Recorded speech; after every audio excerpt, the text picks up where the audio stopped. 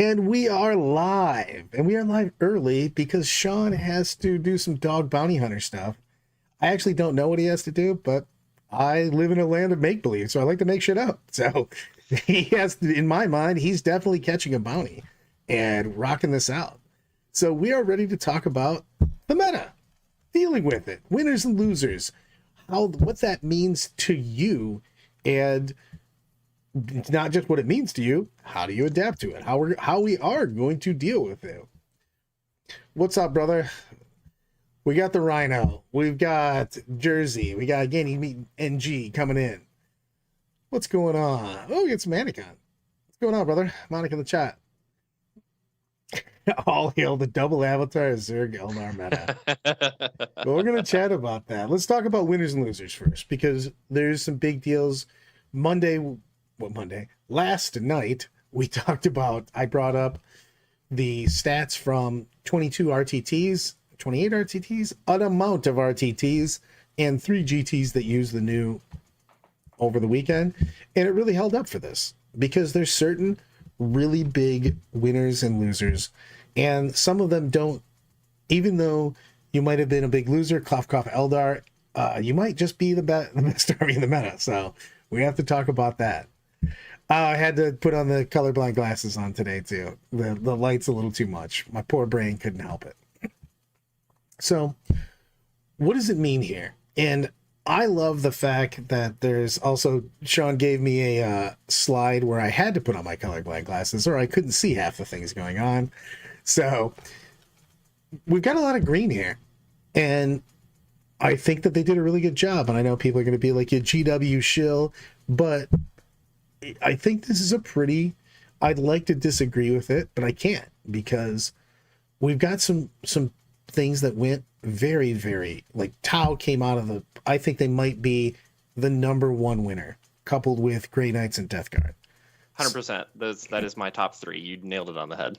But the thing is you're going to have to, and this is the reason we wanted to make this today, is the things that you're going to have to deal with have changed. The middle has been more truncated because of everything has been. You've got a lot of lists kind of fighting in the I can win this tournament GT, which means that your army is going to have to be able to handle more. It has to be a little more versatile, and the army might not change as much.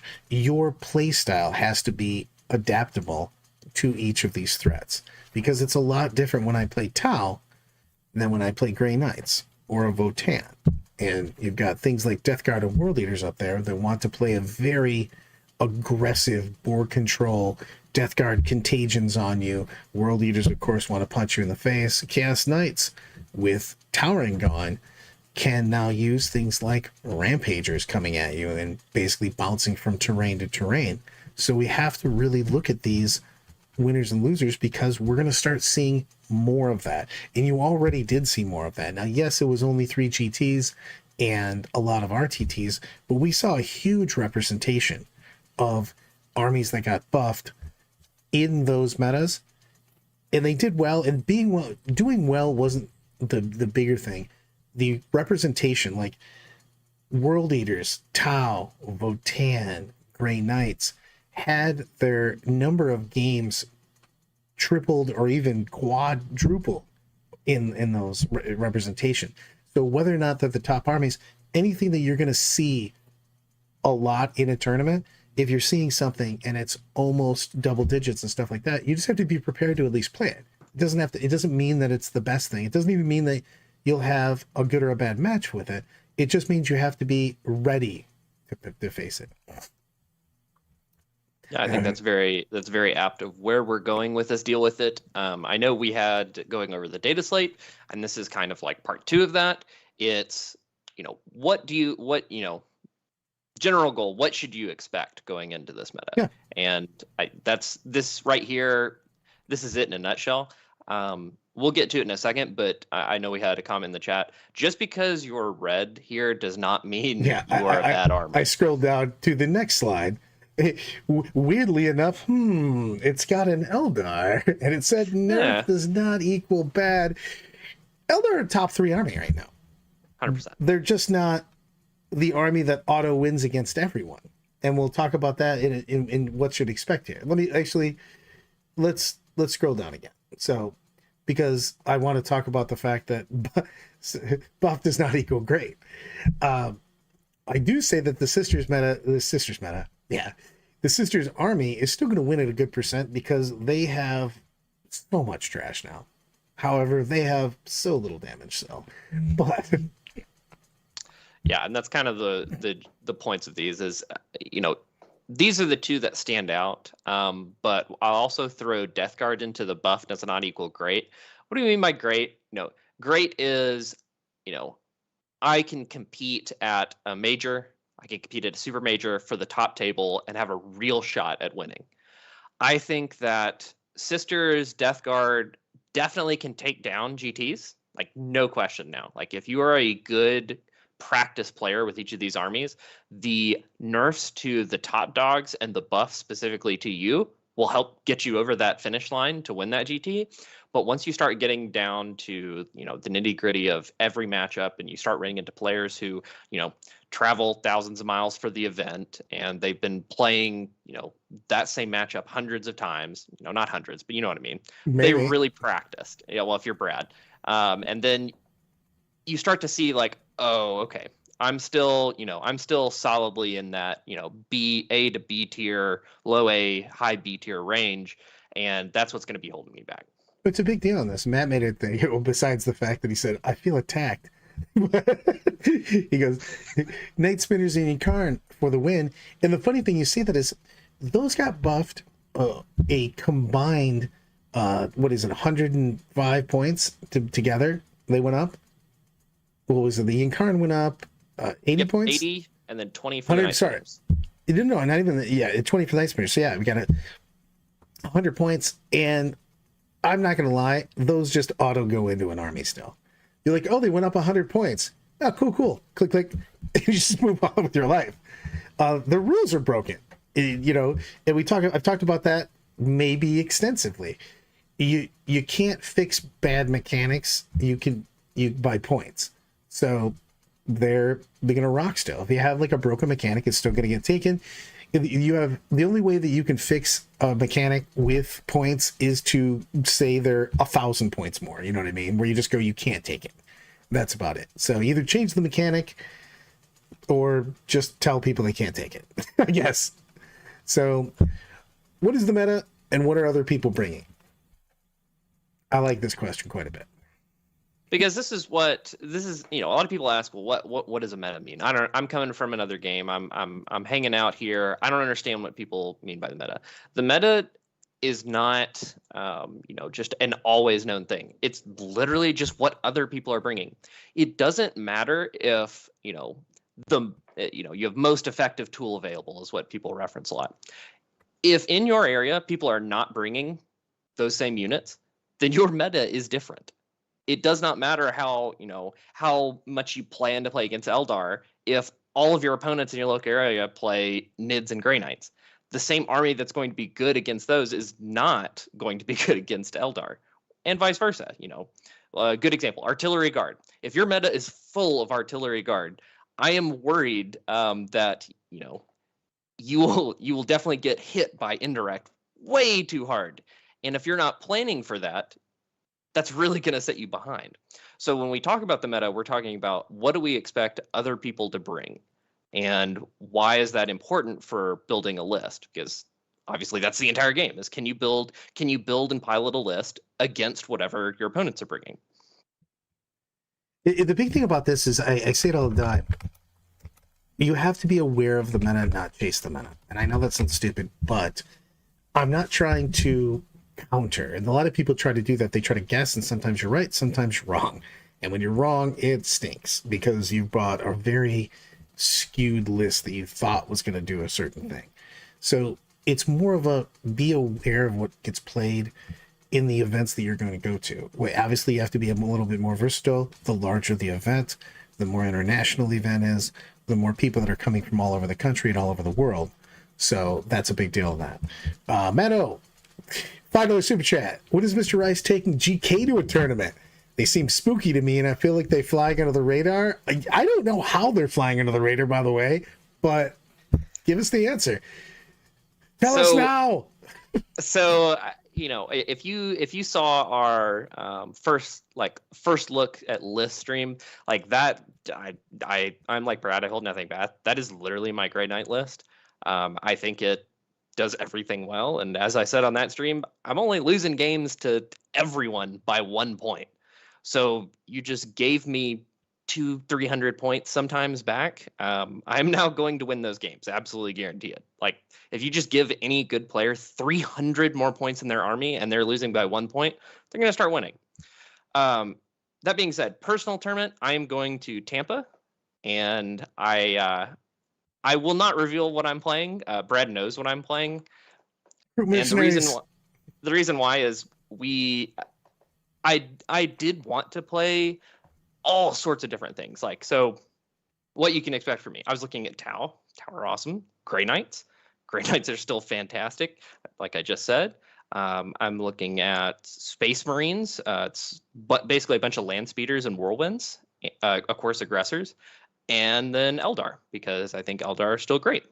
So it is most likely going to be an RTT where I take Grey Knights to get a real feel for them in just like on the physical table, because a lot of what I'm playing now is on Tabletop Simulator. So sort of an answer. You'll have to wait and see on that one. Let's scroll down then. What should I expect? Let's talk about that. We'll segue into that perfectly. Look at that. It was silky smooth. Maybe even milky. So Sean has been hanging out with Carla too much over here, being all shush, as opposed to firing fireworks off. You're like, how much would it cost to put my list into fireworks and explode it over the sky?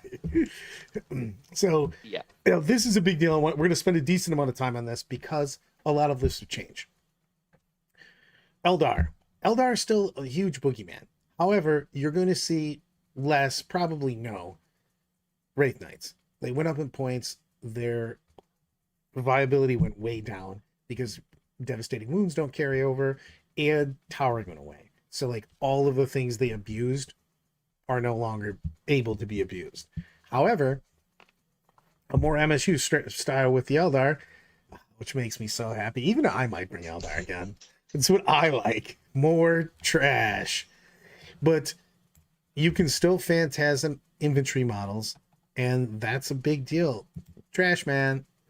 But that's a huge deal at that, because you can still do the most annoying shit in the entire game of 40k, which is Phantasm.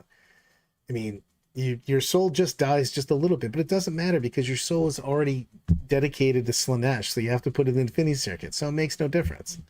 So you're going to see that, and you have to be prepared for that. So your standard shit that you have to kill the rest of the Eldar army with, not the Wraith Knight, is still the things that you're bringing. GSC got hit really, really hard, but GSC didn't get any less killy in any one turn. Remember that turn where GSC dropped a bunch of guys down, got rerolls, got +1 to wound, and just picked up your army? Yeah, that's still happening. You know what I mean? Like, that is a thing. They don't get their things back like they did before, but you're also going to could be the guy where that gets high rolled and they bring everything back. Pajamas actually played a game versus Carbona and just got 100% of everyone back. And Carbona's like, hey, this is a test game. We should play, as if some of the stuff didn't go back. He goes, nah, I think this is going to happen for me all the time. Quote, Baramovich. But that army still bangs. Is it going to look different? Yes, because they're not just going to count on everything auto coming back. So they're going to look into doing more damage, probably a couple more smaller trash units to come in and 3 inches away and steal some stuff from you.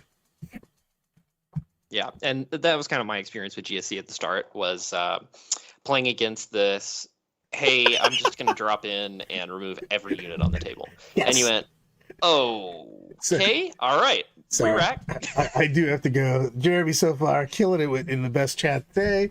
The sexual energy on screen right now is over 9,000. Indeed, my friend. Custodes. Less Custodian Guard, of course. More Venatari and Alaris. I think you're going to see a ton of Alaris. And I think Venatari with Lance and everything else, I think that unit was like bizarre overpriced. But I think it's playable now, and it feels pretty goddamn good, to be honest with you. 100%. This is something that we've been practicing with recently, so I will spoil that a little bit. No, I am not taking it to Tampa, so I can talk about it. I think Venatari getting to do the rapid ingress for free is just naturally where people are going to go. Yeah. You're already playing the Alaris because they got hit the least out of the entire index, and they were already probably one of the best units. I don't think they were like, slam 3 max bricks in your list good, but 1 for absolutely sure. And 2, very, very reasonable. Now you can just take that and Venatari, and you can kind of null deploy if you want. Yeah, we were making a list on Sunday when we were doing the little hangout with the Patreons and just do a little list build, and we had KR's list up for it. We do it with one of the versions of it was double Alaris, double Venatari, and it felt good. It still felt really good, but for me, I actually like this style better. Yes, Custodes took a couple nerfs. They took a bunch of small nerfs. They did death by 1,000 cuts.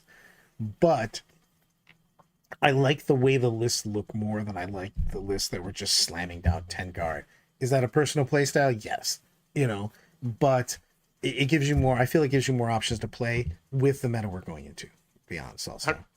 100%, and that's basically the list that you guys gave me to take DTC. And spoiler alert, I only lost to towering models that overwatched me twice every single turn.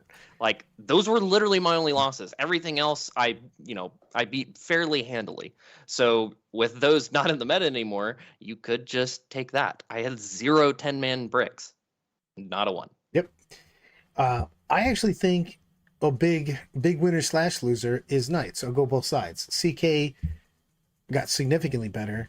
Imperial Knights got worse with big Knights, but I think they got better with it's basically back to a 9th edition playstyle where you're going to hit flanks really, really hard. You're going to use the fact that you can hide behind towering again, and you're going to use your overwhelming firepower for the Imperial Knights to hit flanks and go.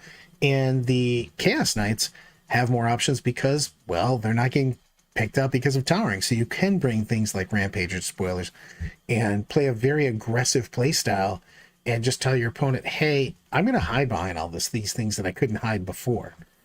Deal with it in a turn, or we're going to start soccer tossing your army. 100%. There's definitely a build out there that I think Imperial Knight players can go to, where you just take a bunch of Lancers and you just tank shock your opponent to death. Now, because the Lancer specifically says you can use tank shock as many times as you need to, that gets around all of the restrictions we put on them. So you just run forward and 3 tank shots on your opponent. And I think that's, while it seems odd now to think of Knights that way, the fact that Knights can hide and then the Lancer walks with its 14-inch move out and charges you and dumps a bunch of models on you. And it's also what you're playing on. Are you playing an FLG? You're playing player placed? You're playing in GW? Because you're looking for those. It's more viable, obviously, on terrain that you can just walk through. You know what I mean? Those 2-inch pieces and stuff like that are considered obscuring. So they got a couple of those pieces in FLG, and they've got a lot of them in the GW sets. You know what I mean? So. And obviously, this is where we list Chaos Knights as getting more of a buff because melee Chaos Knights can just run through the wall at you. Yep. 2 of them at a time. So keep that in mind. They can hold hands and do it. So it's no bueno. Necrons took a sideways. I think the list just changed a bit. You'll probably see less Lich Guard. Excuse me. You have less reanimations and probably more warriors and whatnot. And weirdly enough, we have a random ad in the middle, which makes me want to punch a baby. I don't know how that happened. I didn't change my settings, and I don't know how to change them. But I think that the Necrons are just going to be a fantastic army that's going to stay pretty much where it is right now. I think you're going to see more of the MSU style with it. You're still going to see a Lich Guard brick. You're probably going to see a Warrior brick come back into play more. And you're going to see tomb blades. You're going to see more destroyers. They just have a lot of stuff still. They're still super durable. They still play the mission really, really well. And they've got a lot of shit that can volume the hell out in a meta that I think is going to see more bodies. Yeah, and a big part of what you will see is just being able to swarm the board with warriors specifically, in that they can, you're going to take the 12-inch guns. You're not going to really be worried about being shot by Necron the same as before. So that doesn't need to change. Like, you don't need to expect that suddenly Necrons are going to bring all these, all these guns. It's still short range. It's still going to move slowly up the table. It's still a little vulnerable to being move blocked early or being, night spinnered down. That's a specific answer, but it just is. Yeah, I mean, it just kind of is what it is. So if you're a Necron player, I don't think you need to scrap your list, start over. Just take the same style, play it the same way. Everyone else got a little bit worse. You basically side graded and stayed about the same, and you were already competing with them anyway. So don't throw the playbook out. Just keep going. 100%. Demons. Demons got less greater demons because the prices went up just for some unknown reason. I think you're going to see more MSU. You're going to see more of everything that can score. I mean, Nurglings are dirt cheap, so you're going to see lots of things perform move block, perform secondaries, a lot of their other small units to try to hold primary, and that's going to be what you're going to see more of, because the greater demons did just significantly go up in price. Wasn't sure about that one. Somebody got bad touched and GW was like, screw demons. Yeah, but their win rate's not that great. I said screw demons. Yeah, 100%. I've been going back and forth with Kyle Treya on, where you could go from here. I know we had a list or two put in the big DOG chat. I think there exists a build to play if you really like Tzeentch, to play a bunch of chariots that ignore cover and soul grinders, because they went down in points. And the soul grinders were already on my list of oh, this unit's actually okay.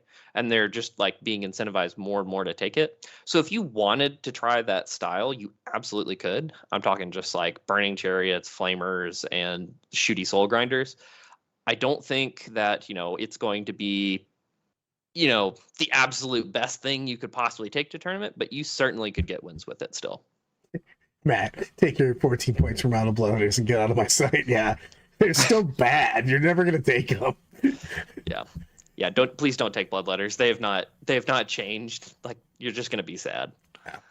Deathwatch got a bunch of weird nerfs, and I thought it was funny because of the fact that I thought most of their performance was from team tournaments where they could focus into things.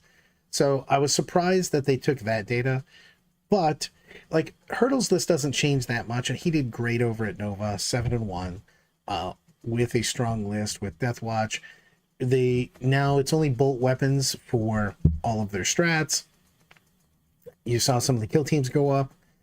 I still think that this army is going to be just fine. What are you going to see with it? Probably a slightly sideways version of it, but I think it's going to be the same kind of thing that you're already used to seeing. They're going to bounce around. We'll talk about that in a minute. I'll wait for that one. Nids have a lot of different mojo coming on. You're going to see Norn emissaries. Those guys are broken. So. Yeah, the first time it gets to an objective and you try to shoot at it, you're going to realize what we're saying, especially because, sorry to all the Tyranid players out there, they're probably not going to take any of the new detachments at first. They're just going to go with Old Faithful, and that Norn emissary is going to have a 5-up Feel No Pain for the entire game. At OC 15. Yep. Also, he's got the ability to, from basically being in cover, because he's just going to put a claw behind a wall and popping the strat for armor and contempt, he basically gets a 2-up save against AP 2. So. Yep. You can definitely go either direction. I think it's just you're just going to see more of them. And this does not mean that, you shouldn't expect to see lots of little horde nids or something else. I just think in general, what you're going to expect is there's going to be a Norn area hanging around, and no, you're not going to be hit with 3 spore mines every single turn for the entire game. They're going to use 1 to score secondaries, and you're going to get to advance. Everybody, orc players rejoice. There aren't just 3 spore mines preventing you from wawing. Exactly, your whole army. Tau, you're going to see more suits, more tanks. They got some huge price reductions. Things like the Sky Rays went down 30 points a piece. Yeah, that's just you're just going to see good. that. Gray Knights, Purgation Squads. You're going to see more of those. You have to be prepared for that because, oh yeah, they went from wildly overpriced to, I guess, fairly priced, to be honest with you. Normal. They went back down to normal. Thank goodness. Death Guard has more of everything. Every list that I've made with Death Guard, and I've been making quite a bit because Matt Aaron's still trying to make his Death Guard magical and delightful. But every one of those has 300 to 375 is my new top of more stuff. And their new contagion is Bonkers Town. You know, the fact that you just say, hey, if you're within contagion range, your save is 1 worse. They've got a decent volley of fire, of trash fire, plus melee. Things like flesh mowers, sweep attacks, flamers that are wounding on 2s on infantry. Exactly. Mike comes in with Nora's coming to take your lunch money. Yep. I like that list quite a bit. Is it going to win a bunch of GTs? Probably not. Is it going to be played at the mid? Yes. Can it spoil your tournament? Hell yeah, it can. Especially if you're just taking it for granted. And that's a big deal. I'm going to do that with a couple of the lists here that we have on this slide. Because we have World Leaders, less Lord of Skulls, more bodies. They went down significantly. I actually think they should have gone down more. But it's more of a thing. Votan. I actually think that you're going to see some more and more Votan out there.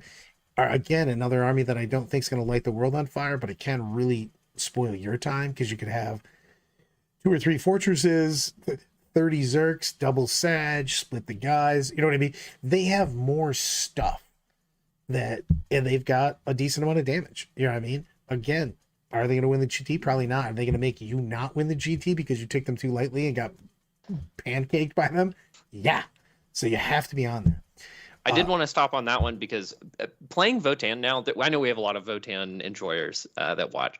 You are trying to table your opponent, and your bikes are just trying to make sure that you get the points to actually win when you table them. Before, it was like, cool, I beat you down, and then you outscored me even when I removed all your models. 100%. Now you definitely can take those units. You can score. You can, just pick your opponent's 4 best units and just say, my army's +1 didn't win against you. And that's what they've given you. Don't look a gift horse in the mouth. Take your damage dealing units, take them out. Good luck, Votan players. Yeah. AdMac got a little more of everything. AdMac actually AdMac's one of those things that's why I said when we're looking at a meta right now, I think you're going to see more bodies. And because we saw point reductions in a lot of things, AdMac's another one of those armies where I just look at it and go, I can make a balanced list and it's meh. Or I could just bring a zillion guys and see if you have the guns for it. Because I don't know if the meta has shifted yet to it. And is it something I say to take? No. Is it something that might be on the table because people already have it ready to go? Yes. 100%. T-Suns are in an odd spot because I think that they will feel a lot of games when you play against them, when you're looking into playing against the T-Suns, they will feel very similar. They have a ton of damage. It's going to be like, well, I thought they got nerfed a little bit.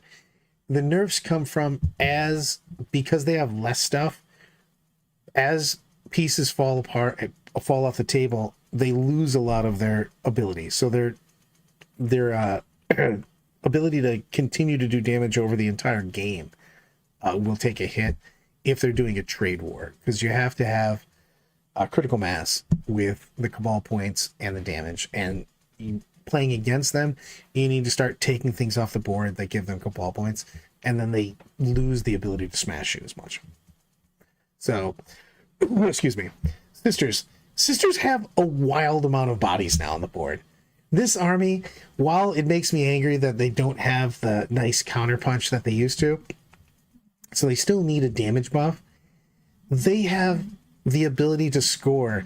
One of the games I was coaching not that long ago, we were playing, it was Custodes versus Sisters, and going into turn 3, it was either ending turn 3 or going into turn 4, the Sisters had done 1 wound but they were currently up by 1 in total victory points.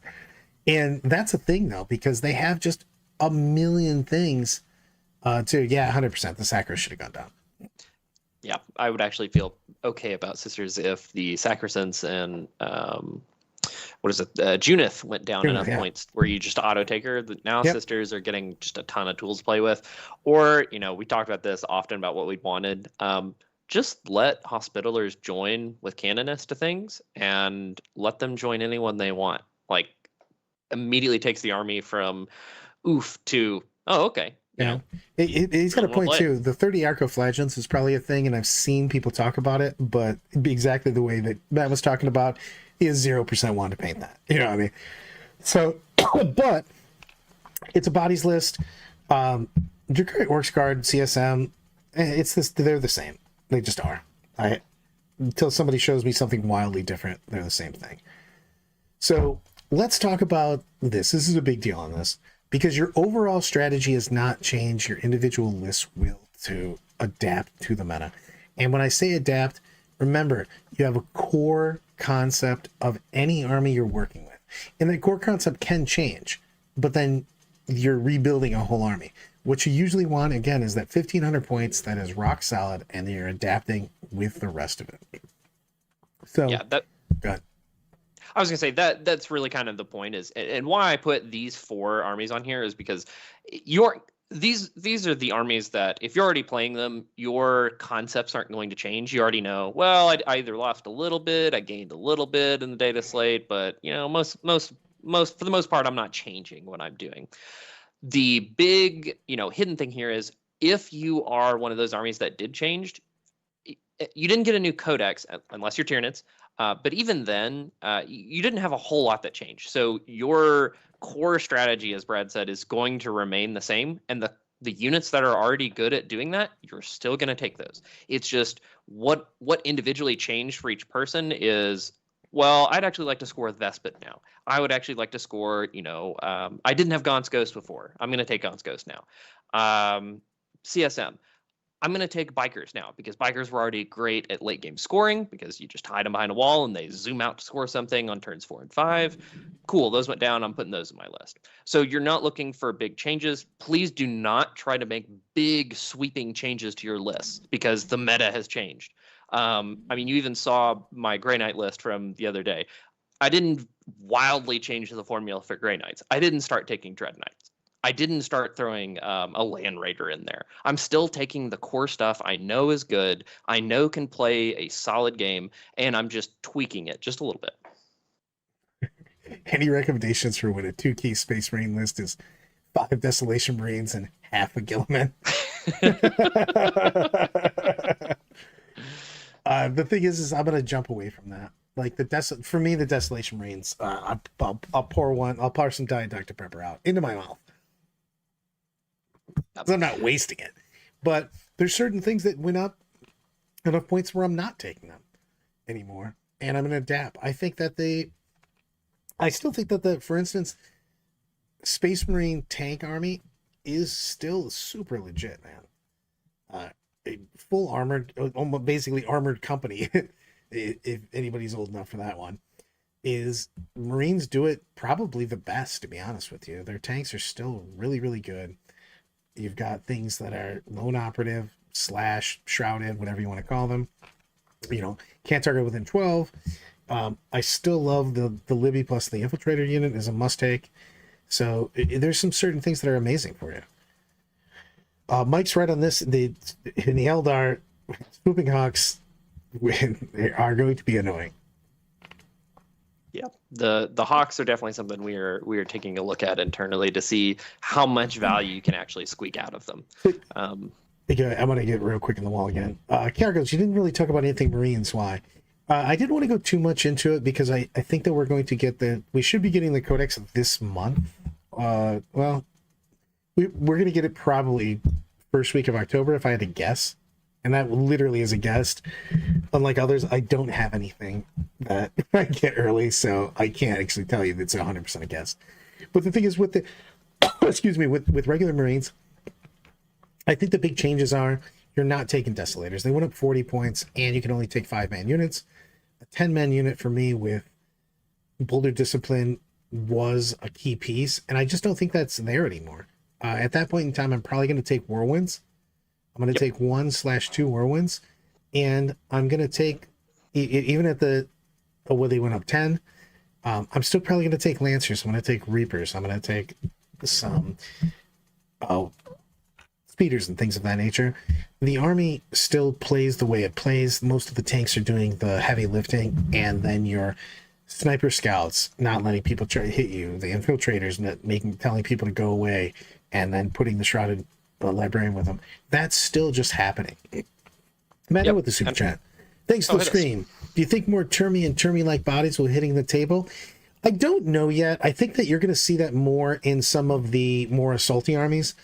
Kramer and I are going to play Space Wolves for the doubles at Michigan GT, and we were just debating on slamming down some Terminator bodies with Space Wolves. I don't know as much if I want those in my regular Marine armies, just because of the fact that the tanks are still the most efficient thing when you talk about damage output plus durability. So I don't know. I don't want to say no, but like, it's one of those things where if I wanted more Termi bodies, I go, wouldn't I be better off just playing Custodes? To be honest with you, they have better rules and better bodies.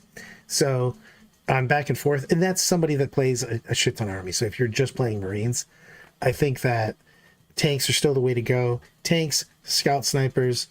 And the thing is that I still think we're going to see a ton of mechs, so you never go wrong with a grav unit or two. 120 points, huge. I'm kind of all in. Excuse me, Matt. I'm kind of all in on aggressors. Personally, with my own list, I just cut Desolators and added in a Whirlwind and 6 more aggressors with the Biologus. That's wildly close to the point cost of the Desolators.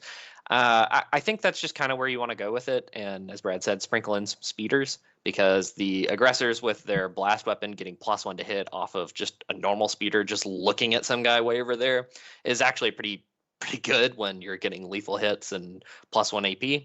I would start there, honestly. If you're a Space Marine aficionado, I know we didn't go into Blood Angels or Dark Angels, everything else. If you're doing your thing already with those, I would say, if you took Desolators, just throw some aggressors with a Biologus in there.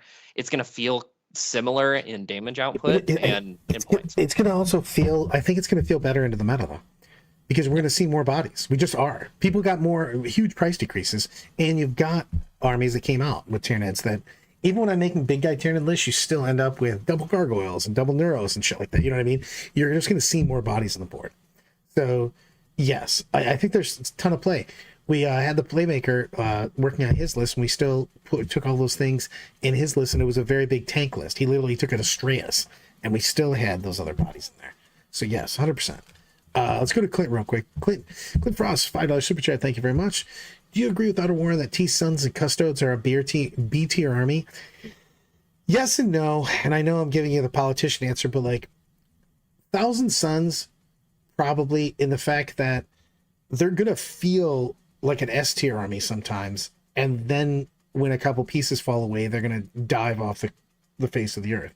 Until you take those pieces away, they do a wild amount of damage. And they have a lot of ability to feel like everywhere on the board. They can get around lone operative and stuff like that. But when their pieces go away, Custodes, you're also going to feel the same way sometimes, because Custodes can have the ability to just steamroll you still, because they have great stuff like the Alaris Venatari coming in for free rapid ingress. Did they get death by 1,000 cuts? Smaller units where their faction ability doesn't exist anymore, and a couple price increases.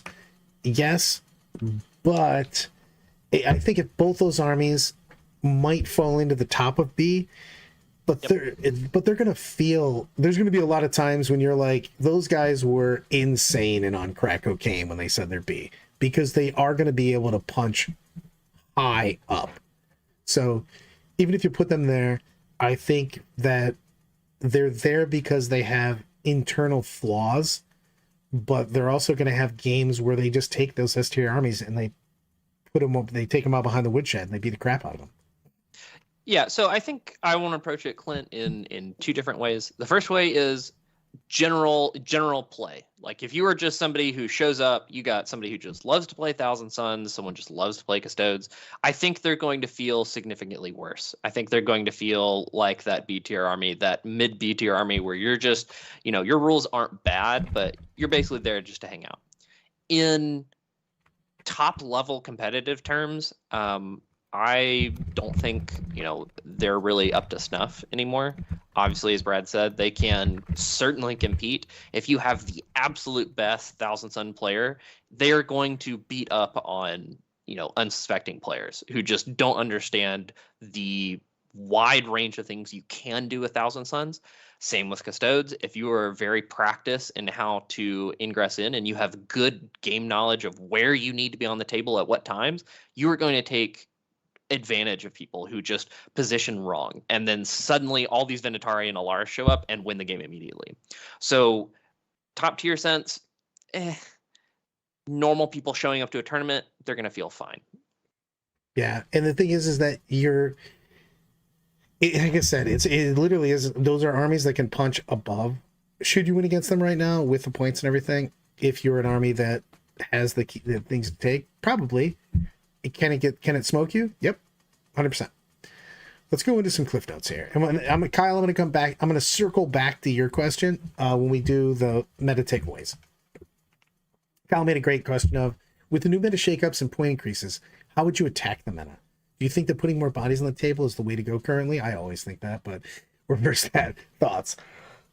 So we'll hit that at the end, Kyle, because I do have something very particular I wanted to say about that. Yeah, and let's go over some of the cliff notes here, and I'm gonna run us through this a little bit quickly, just so we can get them all in, and then I'm gonna spend a decent amount of time on the takeaways. When you're putting your army together, when you're looking at your army, you're looking at your tactics. These are the things that you are going to happen to you all on the table. Eldar's still fire and Fading Fire Prisms, still Phantasm Infantry. You have to basically set up your own versions of that. The tanks are no longer going anywhere. However, you might just be getting shot by Shadow Specters, Swooping Hawks, all game long kind of thing. So you have to, and or Wraith Guard. So that's a big thing. GSC are going to play different, and I would say that they're going to look for exactly what John put here, which is huge one-turn big swings, that big damage that they were already doing, but they have to do it more precision. Custodes are rapid ingressing, deep striking now because they don't have as much ability just for the big units to just stand there. So they're going to be looking for a more conservative, more precision scalpel type on that. Knights with obscurable big melee knights and several armigers are 100%. You're going to see that all over the place. Necrons. Can you take down 20 warriors in one activation? That is still something that you have to be able to do, and or move block them and don't deal with it at all. Demons have less and generally easy to deal with. That just made Kyle sad. Deathwatch took a sideways turn. They went down a little bit, but they're still just jumping all over the board, being very annoying. When you're playing armies like that, you have to, I think I may have said it once or twice, pre-measure. You have to know where they can go and what those angles are. Can you use your transports, your cheap units to push those units away? Sometimes it's fine to take a truck, a speeder, or whatever. Hey, I'm going to push these guys out because they still have to respect the 9 inches when they come back. Can I stop them from getting angles on me? Nids are going to be, which they should be, to be honest with you, bluff-wise, the most adaptable to the meta, but they're not just taking auto things. You know what I mean? I think that every time I made Nid lists, you can make 100 different versions of it. They all feel really good. None of them feel like they're world dominators, but you're going to have to be, when someone brings Nids, you're going to have to be ready for a lot of different things. So I'm going to slide 2, and I'm giving it over to Sean. So you have Tau, and of course we have so anyway, I started blasting. You were definitely going to feel like Tau is like their old self. They've got a ton of crisis suit bodies, they've got a ton of tanks, and they're just going to shoot you. And that is their game plan. You know it, I know it. Moving on. Grey Knights, you had to choose before. Do I want to play Librarians for damage? Do I want to try to stat check with a bunch of Terminators? And if I do that, I'm not really going to have these units that are going to hang out and score me secondaries. Now you just get all of them. So expect Grey Knights to both have damage, mobility, and scoring, and toughness all in one list. It's just exactly what they were looking for. Death Guard. They're a real army. You have to know how they work. I cannot stress this enough. If you don't know what Death Guard does and Death Guard runs into you, they're going to have one turn where suddenly you aren't going to have a good save as you thought, and your army disappeared to all those lethal hits. You absolutely need to know how they're going to play. They're going to, yes, be slow. That's always Death Guard's thing, except for those bloat drones and Mortarion, which are actually pretty fast and are going to get up in your face. World Eaters. They're still going to do World Eaters thing. This is one of those big things where your overall strategy hasn't changed. If you are playing World Eaters and you love World Eaters, your strategy has not changed unless you're taking Khorne Lord of Skulls, which, while being the best competitive option, I wasn't even doing that. You're just going to run at them with even more stuff. So be prepared. It's like playing Orcs and Power Armor. It's basically their shtick. Votann, they're going to play similarly to Tau. They have great damage now.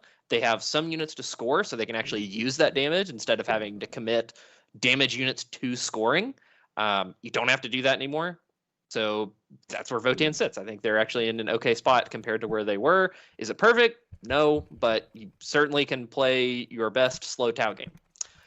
Admech, Brad mentioned this. I think that you're going to see more bodies. If I personally loved the Oops All Skitarii list, that was just what I love to play. I made Crawley very sad with it several times. And of course, if you're still playing Breachers, you don't have to change the recipe. Just keep playing your Breachers. Everyone else got a little bit worse, so your Breachers are going to feel just a little bit better. Thousand Suns, we hinted on this. They're going to have great tricks, great damage, and great durability, but there's just less of them now. So you're going to have to be very careful as a Thousand Suns player. And if you were playing against Thousand Suns, maybe you change up your strategy a little bit. Before it was, okay, I need to, really measure out things. If you just start taking out their Cabal points, their ability to play the game goes way down. You don't really have to overthink it. I'll tell you, I played a ton of games with Thousand Suns. As soon as you lose Cabal points, you are very hamstrung on what you can do in the game.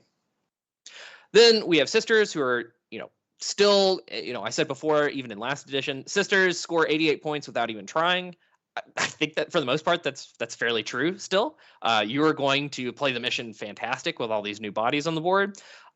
But a good opponent is going to know that you don't have any offense and is going to do some just absolutely ridiculous things like drive their army out into the open. And you're going to realize, oh, I can't actually deal with that. So if you're playing against Sisters, stat check. Please stat check. If you're not a stat check army, you can still probably stat check them. They are the most underwhelming for offensive output in a long while. Finally, we got the Drukhari, the Oryx, the Guard, the CSM. They're unchanged in the things that you're worrying about. I'm going to hit on those a little bit because I don't want Carmona stabbing us, and I do want to get the on the wall here.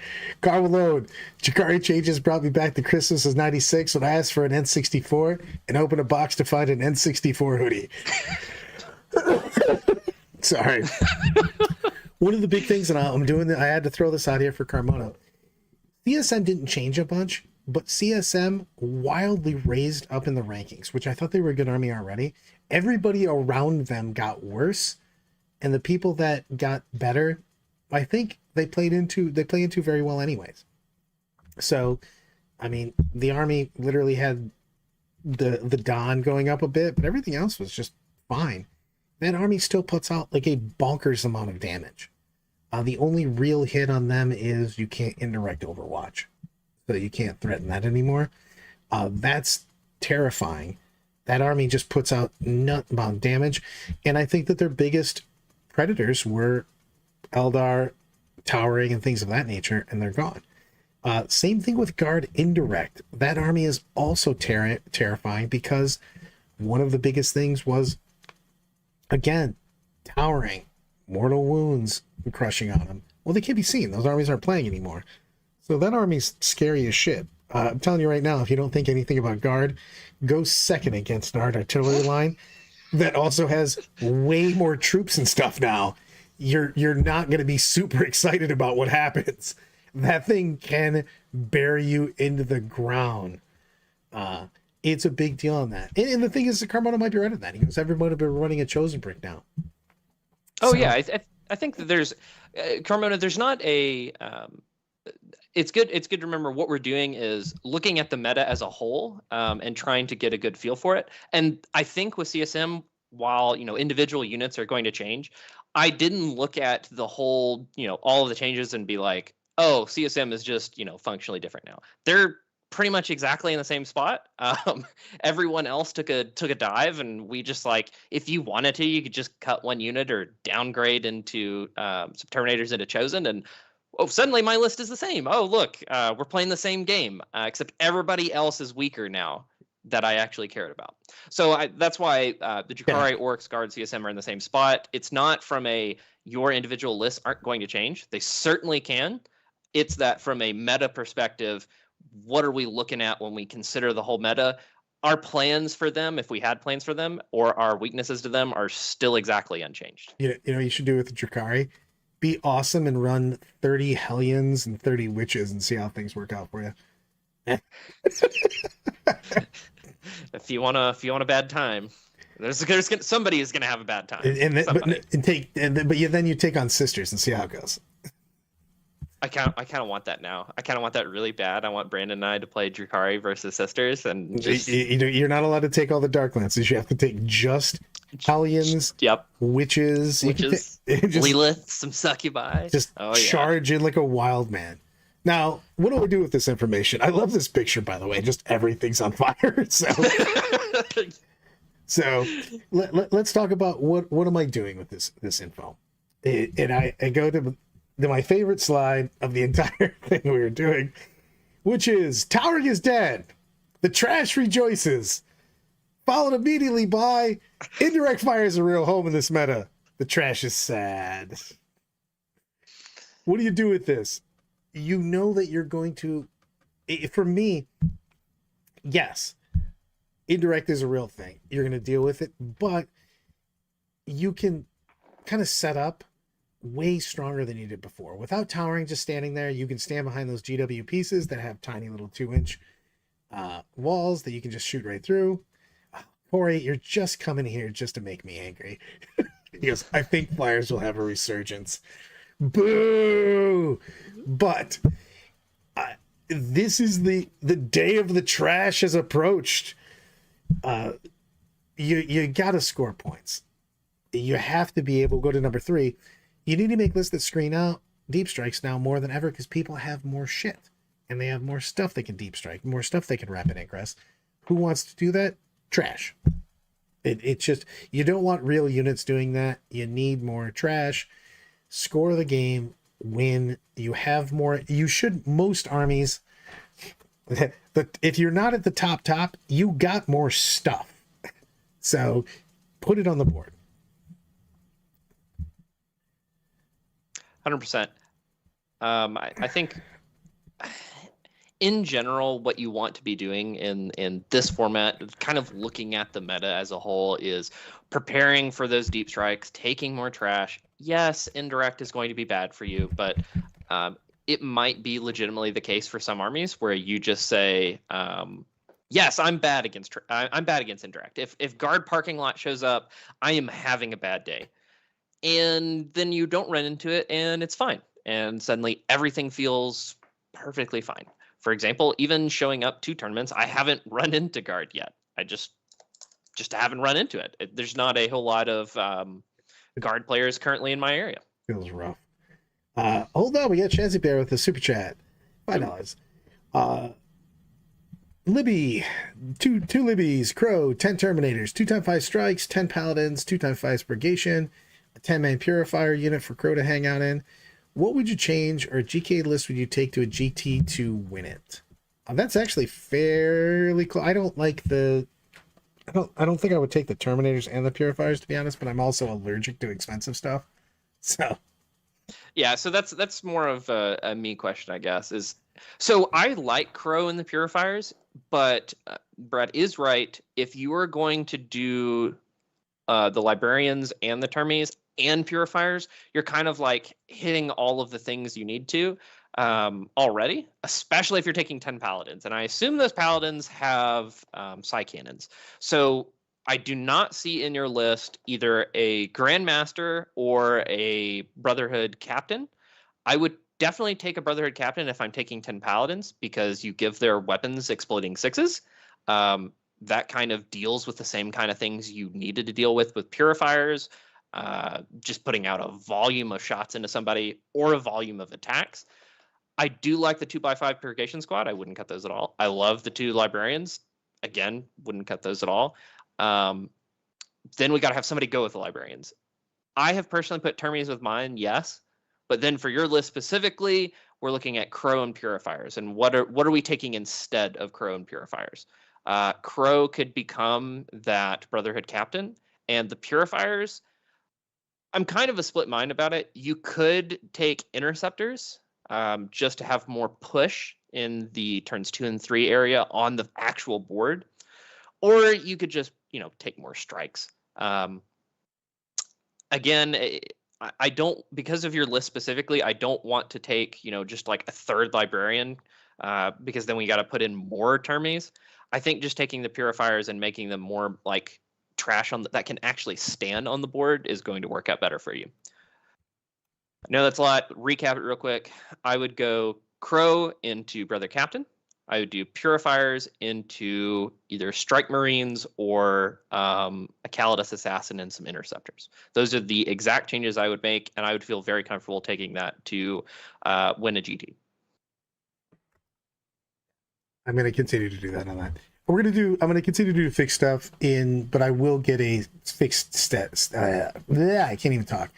I will do a fixed time for it coming up here after I ask everybody about it. So let's go back to the takeaways.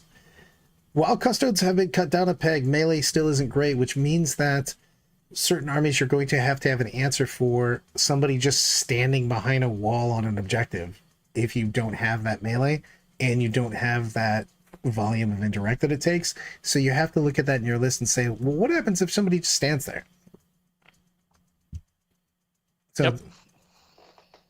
So it's a big deal on that. So, and we might do another fireside Brad chat fairly soon also for the YouTubers, where we just talk about things in general, a little bit like we're doing right now, but we want to hit the meta.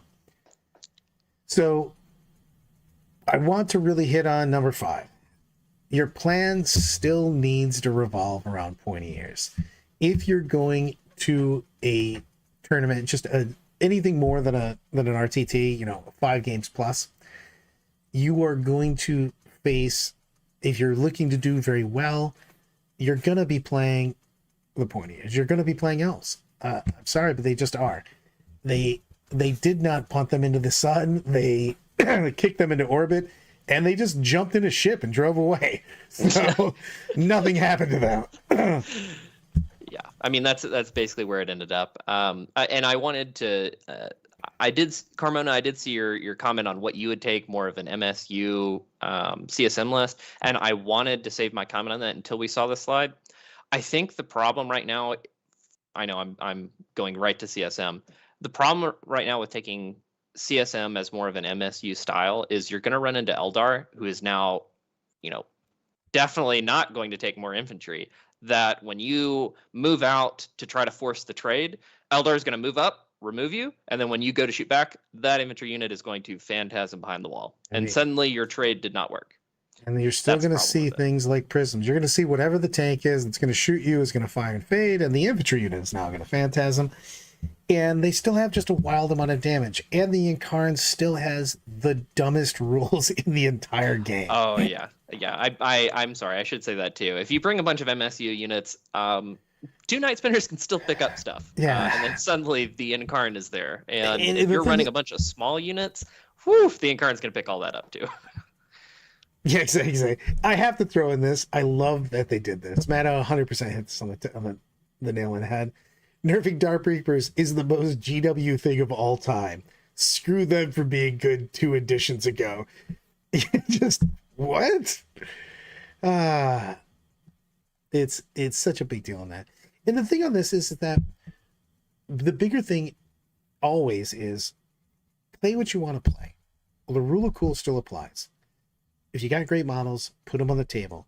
But now is the time to start trying different things, but also try different things, adjust your list. Don't make wide sweeping changes if you've already got a concept that you love. Change that 400 or 500 points out. But you know that you're going to play against different things on the table. The meta has changed. I really do agree that I think we're going to have more of an any given Sunday type thing. I stole that from Matt. Because I think you're going to see more variety that's out there, which means your army has to be more versatile. So don't chase the meta, be aware of the meta. Yeah, I think that is a big. I should have put that on the takeaway slide. I'm sorry, everybody. I fell down on that one. Yeah, definitely do not go for these wide sweeping changes. A lot has changed, yes, but the units that are good are still good. We didn't have, a ton of core datasheet changes. So if your units were awesome, they're still awesome. If your units are bad, they're probably still bad, but you can check if they dropped enough points, then consider taking a few and see how they work for you. Not just because somebody like Brad or I tells you to take them, but things like Nurglings. Nurglings are always going to be great just because they're cheap and they do lots of random, they have lots of random value as a model on the table. And if you can look at your army taking a few more of those because you got points drops, I'd say generally that's a good plan because it's going to make it easier for you to hit this number 3 bullet point of I need to screen my opponent out. Everybody's going to be deep striking and moving around the table a lot. I want to have lots of small units that can do that. Crude Ox Riders, Crude Hounds can do the same thing. Let's see, what's another good one? Prosecutors. Crusaders. Crusaders, yeah. Sorry, the entire sister range right now. I was just to say, they're 47 units that cost 8 points. So right. It's just a big thing on that. You're going to have to deal with things. And the thing is that prepare, again, don't skew, prepare. This is not going to be a skew meta. Right now, you could have gotten away with just going, I'm going to go hard into Custodes and Eldar. You would have been doing all right. Now you're going to have to see a lot more things. And I like that a lot. Yeah, I think for anybody who's thinking about, maybe you're a watcher, maybe you're an armchair player right now, definitely get out there now. I do not think it is completely unwinnable to play against Eldar with your army. I think before I definitely, felt some pain, and that's why Brad and I wanted to do this series is like really get people honed in so that when the nerfs happened, you could finally be like, all right, I'm prepared. I'm ready for this. I'm ready to take him down. Now is the time. I'm not going to tell you that Eldar are the worst army in the game now. That would be false, but you definitely should get out there and start playing because it is much better for the meta as a whole now that Towering's gone and Eldar have been brought down just a little bit to where you can really, say, I'm a good player. I'm going to use my skill to try to win this game I shouldn't otherwise win. Whereas before, I didn't always think that was true. 100% on that. And remember, everybody, stay milky. Queen's Wave.